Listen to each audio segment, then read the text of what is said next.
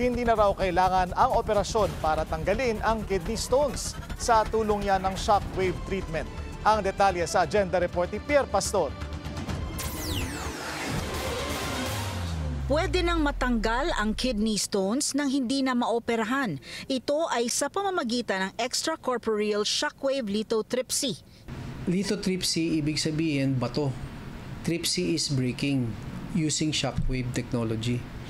Kaya extracorporeal, ibig sabihin sa labas ng katawan. Wala kang ipapasok na maski anong instrumento.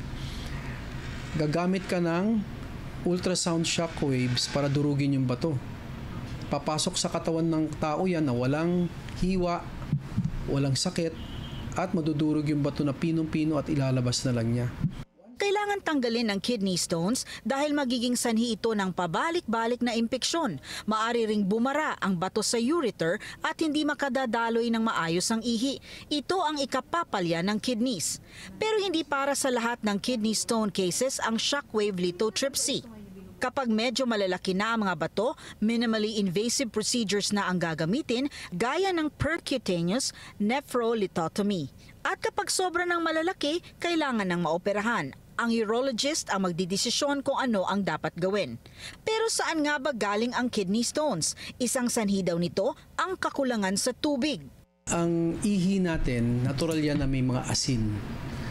Pag kulang ka sa tubig, ano nangyayari? Nagiging malapot ang ihi mo. Pag sobra naman dami ang kinakain mo na po pwedeng makabuo ng asin o magkakaroon ng mga substance o chemicals na magpuproduce ng kombinasyon ng asin at ng substance na yun na magiging bato at sobra nga yung kinakain mo na nagbibigay nun, magkakaroon ka ng kidney stones. Meron din yung mga sinasabing congenital o dahil sa kidney mo ay hindi tama yung anatomy or yung anatomy ng kidney mo or yung napanganak ka na may yung kidney mo or urinary tract mo may abnormality na pwedeng mag-accumulate or magtago ng ihi at naiipon yung ihi mo na hindi mo na di-dispose o na i-evacuate, magkakaroon ka ng kidney stones. Si Denmark Alejandro ay nakasubok na ng dalawang paraan ng pagtatanggal ng kidney stones. Noong una, dahil maliliit pa ang kanyang kidney stones, kinaya pa ng shockwave. It's outpatient and 45 minutes lang yung pinaka-procedure. Nakatutok lang sa gilid ko yun. Ang sensation lang na nararamdaman, parang ganyan. Yung shockwave, okay siya sa akin kasi nga, yun nga, less time to recover and to heal. And then, wala siyang peklat na iiwan sa'yo. Tapos parang mas affordable siya. Pero matapos ang 16 na taon, nagkaroon ulit ng bato sa kidney si Denmark dahil siya ay naging stone former na. Nagiging stone former daw kapag nakapagpatanggal na ng mga bato sa bato. Pero hindi niya ito napansin at lumaki na ng husto. Hindi na ito kinaya ng shockwave kaya siya ay naoperahan. Mas magastos yung open surgery.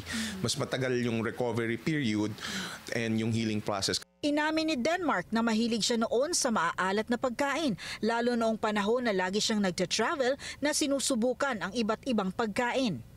Hindi kailangan paabuti na magka-kidney stones. Payo ng mga eksperto, mag-lifestyle change. Iwasan na ang mga preservatives na nasa mga processed foods at mga chichirya, oxalates na nasa soft drinks at purine na nasa red meat at mga lamang loob. Iwasan na natin ang mga sausawan at siguraduhin laging hydrated. Para sa Agenda, Pierre Pastor, Billionaire News Channel.